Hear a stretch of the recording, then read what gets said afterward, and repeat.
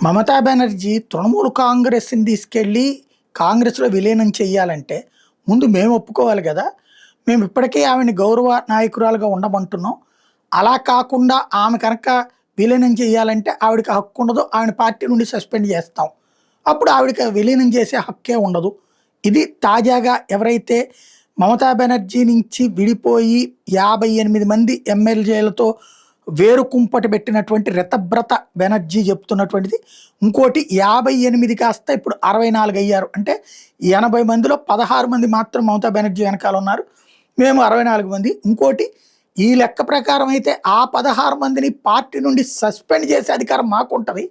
ఆ లెక్కను చూస్తే మమతా బెనర్జీ తృణమూల్‌ని ఎట్లా విలీనం చేస్తది?